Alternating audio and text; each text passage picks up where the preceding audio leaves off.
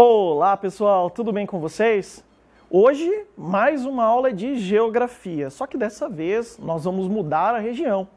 Nas últimas aulas nós estudamos a região sul do Brasil, conhecemos a economia, as atividades daquela região e agora nós vamos conhecer a região centro-oeste do Brasil, que é uma região também muito importante.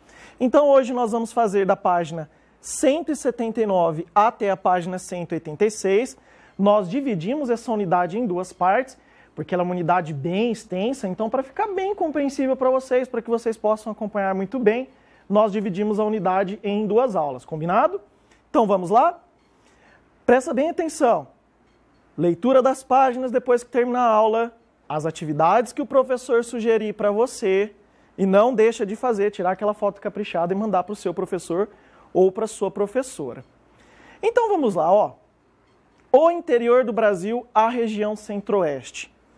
Vocês já ouviram falar na região centro-oeste, lá no segundo e no terceiro ano do ensino fundamental. Talvez, por ter passado o tempo, você vai falar assim, professor, eu não me recordo disso não, já faz muito tempo. Mas se você não se recorda, vem comigo aqui que a gente vai aprender de uma forma bem interessante. A região centro-oeste é uma das 5 regiões do Brasil, formada por 3 estados. Mato Grosso, Goiás, Mato Grosso do Sul, mas tem também aqui o Distrito Federal. Então a gente fala que a região centro-oeste é formada por 4 unidades federativas. Mato Grosso do Sul, Goiás e o Distrito Federal. Galera, para entender um pouco melhor a história da região centro-oeste, é super importante nós pensarmos que a região centro-oeste era um vazio demográfico, quase não morava ninguém, até mais ou menos 1950. Antes disso, claro, a região centro-oeste existia, mas moravam pouquíssimas pessoas lá. Então a gente vai entender que a ocupação da região centro-oeste tem relação com a construção da cidade de Brasília, e isso você também já aprendeu nos anos anteriores. Agora acompanhe aqui. Aqui nós temos uma imagem de um esboço, né, de um edifício sendo construído. Esse edifício aqui é um dos edifícios da cidade de Brasília, né? É uma foto da construção da cidade de Brasília que vai começar lá em 1956 e vai terminar lá por volta de 1960. Aqui ele vai falar pra gente que Brasília é uma cidade planejada e que no momento da construção de Brasília quase não tinha nada lá, não tinha estrada, não tinha rodovia, tinha pouca infraestrutura. Aí ele vai falar pra gente aqui que na década de 1970, por causa de uma grave crise econômica, muita gente começou a migrar, ou seja, a mudar de seus estados para a região centro-oeste. Então foi mais ou menos assim. Por volta lá dos anos 50, um presidente assume o governo do Brasil, chamado Juscelino Kubitschek. Esse cara foi muito importante, um dos mais importantes da história do nosso país. Ele criou um programa de governo chamado Plano de Metas. Um dos procedimentos desse programa de metas era mudar a capital do Brasil, do Rio de Janeiro, para a parte central do nosso país. E por que mudar a capital para a parte central? Porque Brasília fica praticamente na mesma distância da região norte, região nordeste, região sul e sudeste. Então ela fica como se fosse no coração do Brasil. Quando eles chegaram lá, chegou Juscelino Kubitschek, Oscar Niemeyer e Lúcio Costa. Chegaram os 3 lá.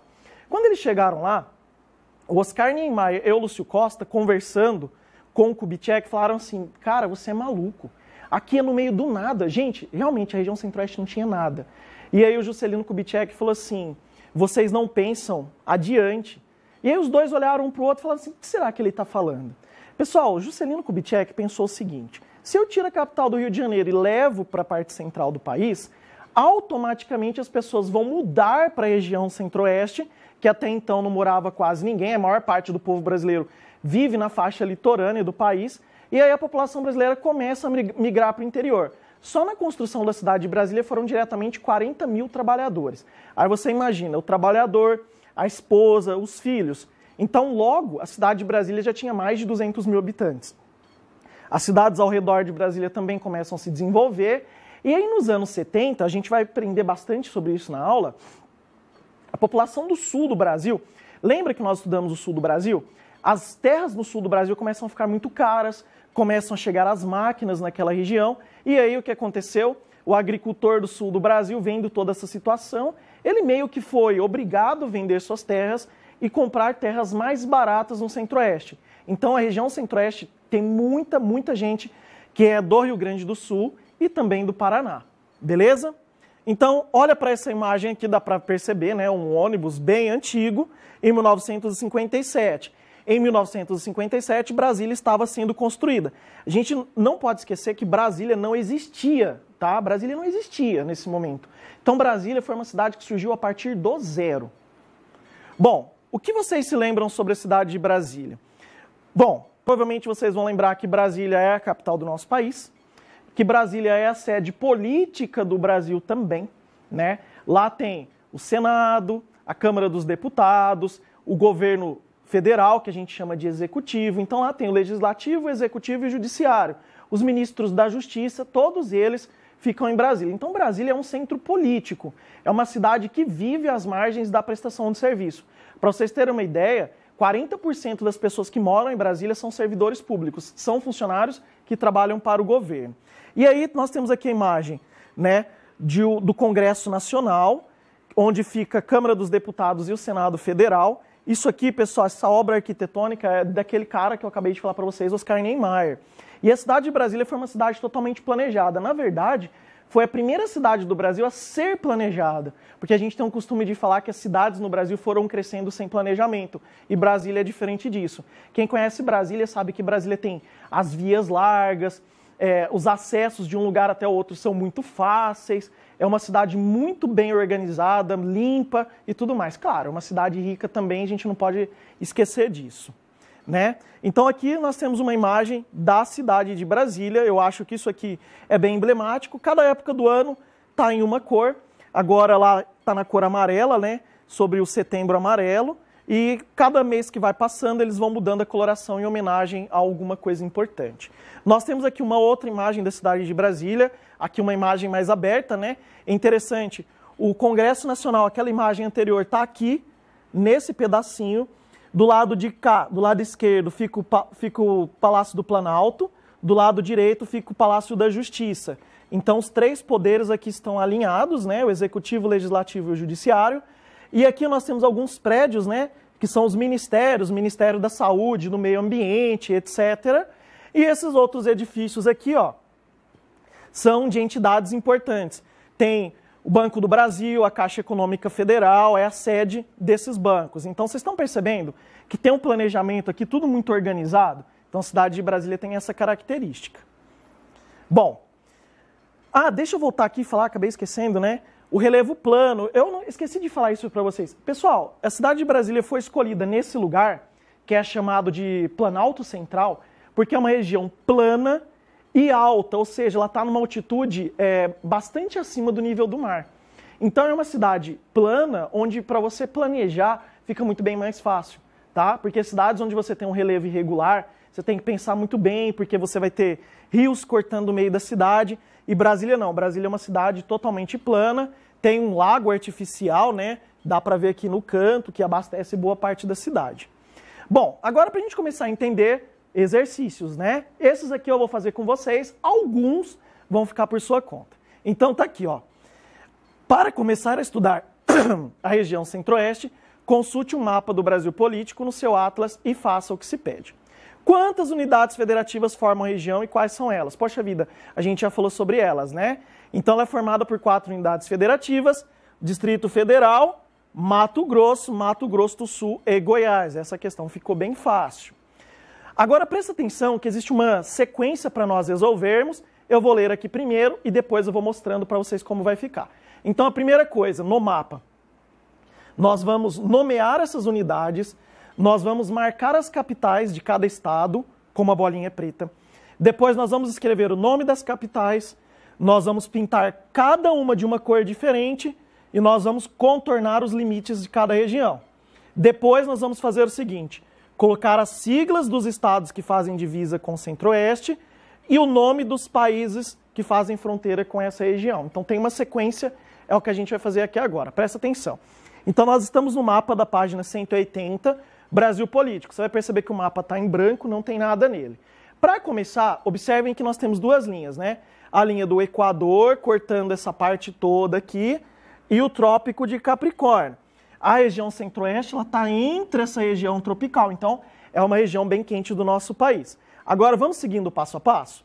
Primeira coisa, colocar o nome das unidades federativas. Então nós temos aqui Mato Grosso do Sul, Goiás, e nesse quadradinho aqui, esse retângulo, na verdade, nós temos o Distrito Federal. Esse é o primeiro passo. Depois, o que a gente tem que fazer? Colocar uma bolinha mais ou menos. Pessoal, não precisa ser certinho, tá? Onde está a capital de cada estado? De Cuiabá, que é a capital do Mato Grosso, Campo Grande, que é a capital do Mato Grosso do Sul, Goiânia, que é a capital de Goiás, e Brasília, que está aqui dentro do retângulo verdinho do Distrito Federal. Qual é o próximo passo? Contornar de marrom a região inteira. Então, o que a gente fez aqui? A gente contornou a região, ó, com as 4 unidades federativas. Vocês vão perceber que as 4 unidades federativas estão aqui dentro. E quais eram os próximos passos? Colocar a sigla dos estados que fazem fronteira com a região centro-oeste. Então nós temos aqui Rondônia, Amazonas, Pará, Tocantins, Bahia, Minas Gerais, São Paulo e Paraná. Todos esses estados fazem fronteira com o centro-oeste. Perceberam por que Brasília está aqui? Ela está próxima de todas as regiões do Brasil.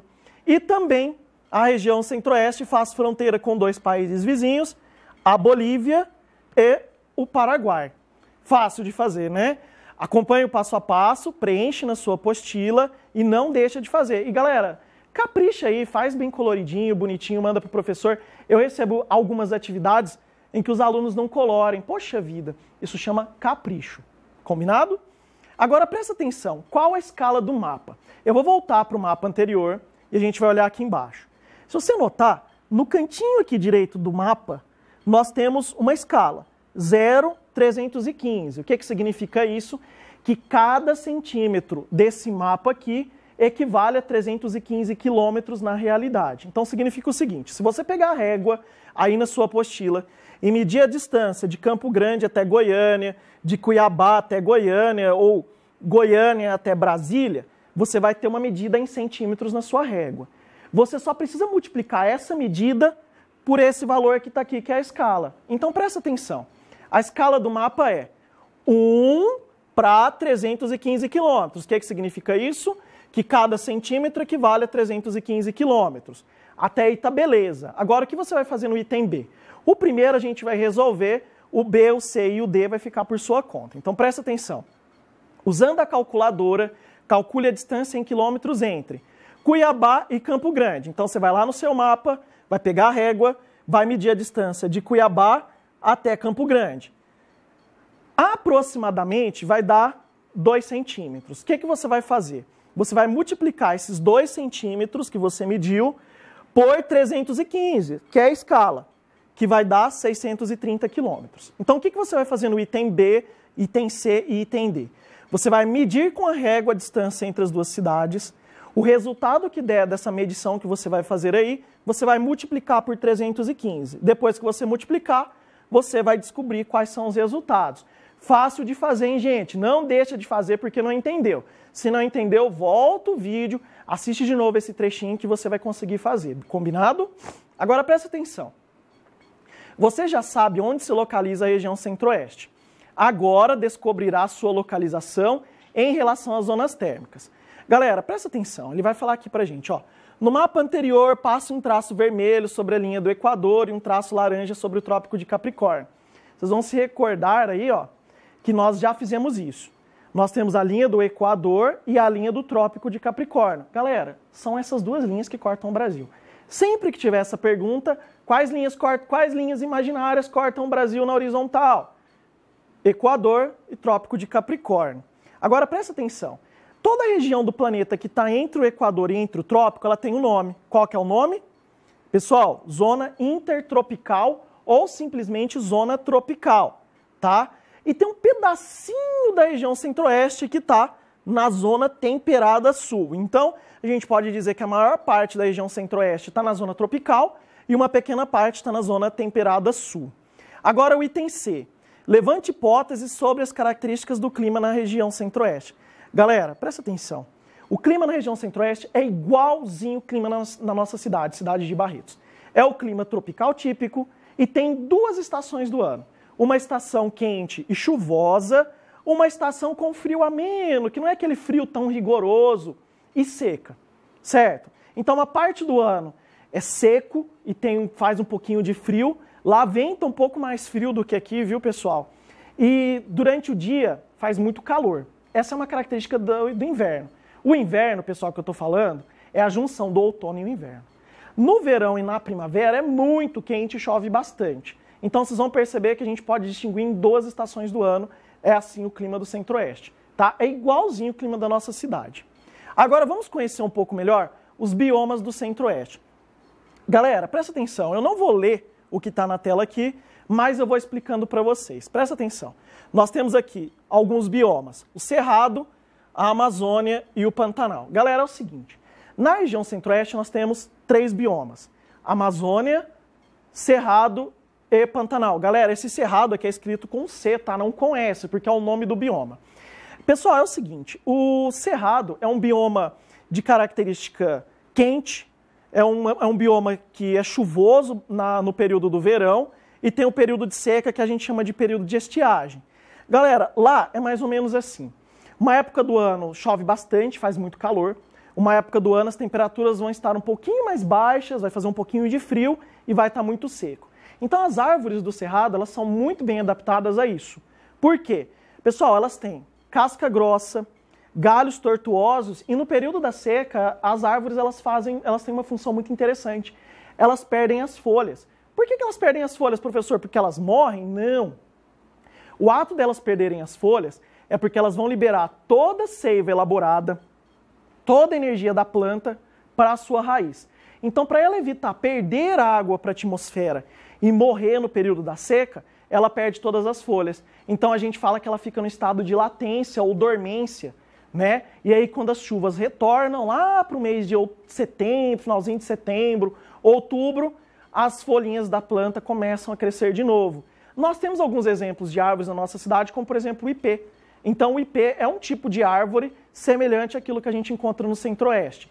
Tem uma outra coisa importante também sobre o Cerrado, é que lá nós vamos ter árvores de médio porte, que vai ser mais ou menos de 3 a 6 metros, não é igual da Amazônia, que são árvores gigantescas.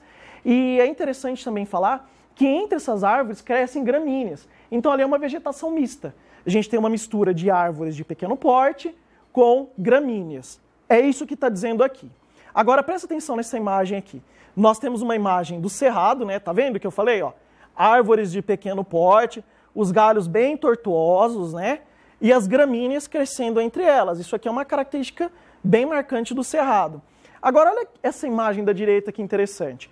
Originalmente, o Cerrado ocupava boa parte do território brasileiro. Galera, o Cerrado era um bioma muito, muito grande. E ele é um dos biomas do Brasil que mais foram desmatados ao longo da história. Principalmente por 2 coisas no caso do Centro-Oeste. Pela agricultura e pela pecuária, e uma pequena parte também pela urbanização. Então, esse Cerrado que existia lá no passado, antes da ocupação, ele não existe mais. Agora, presta atenção. A biodiversidade do Cerrado manifesta-se em centenas de espécies, plantas e animais. Apresente as principais características desse bioma em relação ao clima. Bom, eu já falei isso para vocês. Como que é o clima? Verão quente e chuvoso, inverno ameno e seco, e o que predomina são as altas temperaturas. Galera, Cuiabá, que é uma cidade que é a capital de quem? De quem mesmo? Do Mato Grosso. Pessoal, é a capital mais quente do Brasil. Para vocês terem uma ideia, hoje vai fazer em torno de 42 graus. Então faz muito calor. Ah, professor, mas Barretos também é muito quente. É, pessoal, Barretos é quente. Mas Cuiabá é mais quente do que aqui. Imagina isso. Agora aqui, vegetação.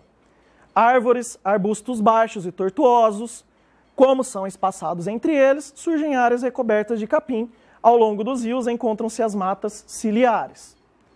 Observe na página anterior e escreva a sigla dos estados onde se encontra originalmente o bioma do Cerrado. Então é esse mapa aqui, ó, que a gente vai usar para responder. A gente vai olhar aqui, ó, originalmente, onde tinha cerrado? Em tudo isso aqui. Então você vai observar que tinha cerrado, por exemplo, em Roraima, no Amapá, no Amazonas, no Pará. Ó, nós vamos percorrendo todo o Brasil e marcando lá na questão. Então vamos lá. Ó, nós tínhamos cerrados originalmente Mato Grosso do Sul, Goiás, Maranhão, Piauí, Bahia, Minas Gerais, São Paulo, Roraima, Tocantins e Rondônia. Aparecem também algumas manchas do cerrado no Amazonas, Pará e Amapá. Galera, tinha cerrado em quase todos os lugares do Brasil. Hoje, boa parte do cerrado nem existe mais porque foi desmatado. Agora, olha aqui. Chegada dos migrantes ao cerrado. Vocês prestaram atenção nessa palavra aqui? Migrantes. Significa que as pessoas que foram para a região centro-oeste, que foram para Brasília, não eram imigrantes, não eram pessoas que vieram de outros países. Eram pessoas que vieram de outras regiões do Brasil, como, por exemplo, Rio Grande do Sul, Paraná. Vieram muitos nordestinos também morar no centro-oeste. E o que ele vai falar para a gente? Ele vai falar que como as terras eram baixas, muita gente comprou terra lá. Porém, nós tínhamos um problema no início, que era a questão do solo do centro-oeste. O solo do centro-oeste é um solo ácido. E aí muitos falavam assim, no centro-oeste não dá para produzir, não dá para plantar. E aí o que acontece? Alguns anos depois, a Embrapa, né, que é a Empresa Brasileira de Pesquisa Agropecuária, descobre que o calcário faz essa correção. Então, no início, eles falavam assim, a terra do centro-oeste não presta, não serve para nada. Até que eles começam a fazer as correções de solo e aí eles começam a produzir bastante. Vocês vão ter uma ideia, pessoal, que eles começam a plantar lá soja, milho, algodão, cana-de-açúcar e transformam a região. Para vocês terem uma noção do que eu estou falando, a região centro-oeste se transforma ali entre os anos 80 e os anos 90 no celeiro agrícola do planeta. A região do planeta Terra que mais produzia alimentos. Hoje ela foi ultrapassada pela China e pelos Estados Unidos, mas o centro-oeste ainda tem uma produção muito forte, principalmente de grãos. E aí, claro, se eu tenho produção de grãos, eu preciso fazer o quê? Eu preciso escoar minha produção. Eu preciso produzir e eu preciso levar para outras regiões do Brasil. Então, vocês vão perceber que na região centro-oeste, na cor vermelha, nós temos algumas estradas e rodovias e vocês vão perceber que elas integram a região norte do Brasil, né, que são essas aqui. Tudo isso aqui vai integrar a região norte do Brasil. Nós temos uma integração também com o Nordeste e uma integração muito forte com o Sudeste. Vocês estão percebendo que só não tem integração das rodovias com a região sul do Brasil? Isso é uma curiosidade. Então, rodovias são importantes para você levar através dos caminhões aquilo que é produzido. Olha algumas imagens aqui da produção agrícola do centro-oeste. Nós temos aqui do lado esquerdo produção de grãos, nesse caso aqui nós temos a colheita da soja, e do lado de cá nós também temos a colheita e a plantação da soja. Vocês estão percebendo que a soja é um carro-chefe do centro-oeste, e presta bem atenção na imagem, tem trabalhador fazendo colheita manual, então é tudo mecanizado em latifúndios, em grandes fazendas, né? Olha que imagem assim, maravilhosas. Eu acho que a produção agrícola ela é muito importante para o desenvolvimento do nosso país. Só que, pessoal, o que aconteceu? Todo esse movimento, esse monte de gente, essa agricultura trouxe alguns problemas, né? Quais foram esses problemas? Pessoal, a extinção de algumas espécies, por exemplo, de aves. Então, à medida que a agricultura desenvolveu, a pecuária desenvolveu, as cidades começaram a se desenvolver, houve um prejuízo ambiental muito grande. Tá? O cerrado começa a diminuir, desaparecer, e os animais que vivem no cerrado começam a entrar em extinção. Pessoal, quer alguns exemplos? Nós temos aqui o exemplo, né, desse pássaro aqui, mas que é a rolinha do Planalto, tem uma imagem dela aqui, né, contando um pouquinho da historinha dela, mas também tem lobo-guará, tamanduá-bandeira, tamanduá-mirim, né? Nós temos, enfim, uma série de outros animais que também estão ameaçados de extinção. Por quê, pessoal? À medida que o cerrado diminui, esses animais passam a encontrar cada vez menos alimentos para a sua sobrevivência. E a gente não pode esquecer também, turma, que tem a questão das queimadas, tá? As queimadas também prejudicam muito a vida desses animais. Bom, agora presta atenção aqui. Esse mapa aqui, ó, a gente vai usar, nós vamos usá-lo para fazer uma atividade. Vocês estão percebendo que é um mapa formado por rios, e são muitos rios na região centro-oeste. A gente fala que o centro-oeste é a caixa d'água do Brasil. Só que, pessoal, à medida que as máquinas vão entrando, a agricultura e a lavoura vai entrando também, esses rios aqui vão começando a desaparecer aos poucos.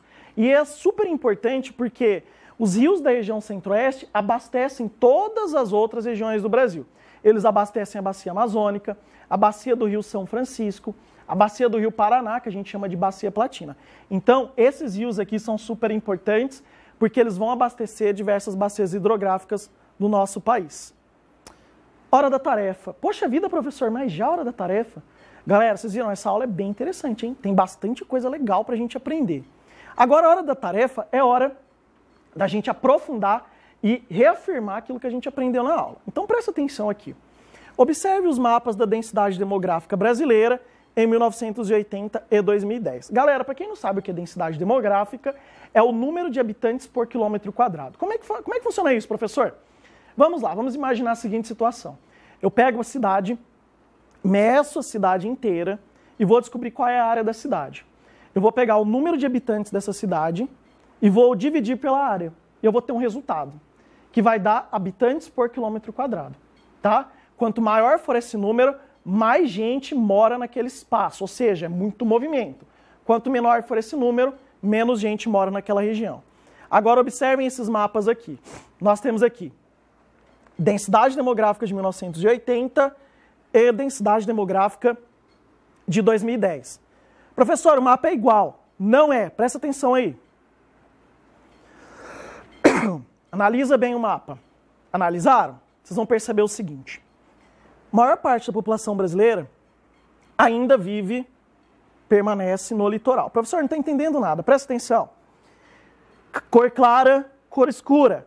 Quanto mais escuro for a cor, mais gente morando no lugar. Quanto mais claro for a cor, menos gente morando no lugar. Agora compara os dois. Vocês vão perceber que daqui para cá, a quantidade de pessoas nessa região aqui aumentou. Observa bem aí, ó. Vocês vão perceber que a quantidade de pessoas aumentou. Isso significa que parte da população brasileira migrou para o centro-oeste, mudou para o centro-oeste. Isso é uma evolução da população muito grande. Por quê? Vocês vão perceber que daquele outro mapa para esse, as cores na região sul ficam mais claras e as cores na região centro-oeste ficam mais escuras. Agora presta atenção. Como era a densidade demográfica dos estados do centro-oeste em 1980? Como que era? Ó, a densidade na maior parte da região era menor que 10 habitantes por quilômetro quadrado, sendo que o Mato Grosso não tinha menos do que 1 habitante por quilômetro quadrado. O que significa isso? Que a quantidade de habitantes dos anos 80 para cá aumentou pelo menos 10 vezes. Isso é uma informação importante. Como era a densidade demográfica em 2010? No mapa é possível observar que em 2010 a densidade demográfica da região aumentou consideravelmente, principalmente no estado do Goiás, Mato Grosso do Sul e do Mato Grosso. Significa dizer que parte da população brasileira mudou para o centro-oeste, principalmente para os estados de Goiás e estados do Mato Grosso, tá? Professor, mas por que isso aconteceu? Lembra? Construção de Brasília, agricultura, pecuária, tudo isso atraiu brasileiros de outras regiões e terras baratas. E o item C? O que é possível concluir sobre a colonização dessa região no período analisado? Qual é o período? O período é 1980 a 2010. Você vai observar os dois mapas e aí você vai escrever com as suas palavras aquilo que você pode concluir por que as pessoas mudaram de outras regiões do Brasil e foram morar no centro-oeste. Existem razões para isso e várias delas eu já citei na nossa aula. Agora presta atenção. Os mapas a seguir mostram a concentração da população migrante na região centro-oeste em 2000. Então nós temos aqui distribuição da população migrante no centro-oeste e distribuição da população migrante no centro-oeste. Só que aí tem uma diferença. Ó, região sul e região sudeste. Então no mapa da esquerda está mostrando quais lugares do centro-oeste moram pessoas que vieram do sul. Vocês estão vendo que o Mato Grosso tem muita gente que veio do sul. Paraná, Santa Catarina, Rio Grande do Sul. E aqui é o mapa mostrando pessoas que vieram do Sudeste, ou de São Paulo, ou de Minas Gerais, ou do Rio de Janeiro, ou do Espírito Santo. Vocês vão perceber que tem muito mais gente do Sul do que do Sudeste. A maior parte das pessoas que vieram do Sul foram para o estado do Mato Grosso, e a maior parte das pessoas que vieram do Sudeste foram para o estado de quem? Mato Grosso do Sul e um pouquinho para o estado de Goiás. Agora presta atenção, em relação ao mapão, responda. Qual é a região de origem da população migrante? Galera, olha na tabelinha, região sul. Onde essa população se concentra, eu já falei, região do estado do Mato Grosso. O que essas pessoas foram fazer lá? Pessoal, elas foram trabalhar com agropecuária, elas já trabalhavam no sul. Soja, algodão, milho, cana e criação do gado bovino. Quais são os biomas que predominam? A Amazônia e Cerrado. Galera, agora presta atenção, no item 2 você vai fazer. Então presta aqui atenção, ó.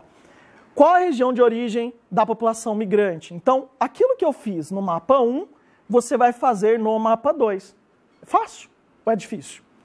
Quebra um pouquinho a cabeça, hein? Desiste não. Terminamos a nossa aula de hoje. Lembrando que nós vamos continuar essa aula na próxima. Na próxima aula a gente continua com esse tema. Então eu sugiro que vocês façam a leitura da página 179 à página 186, sem preguiça, tá? E depois aquelas atividades que eu não fiz, que eu deixei para vocês fazerem. Beleza?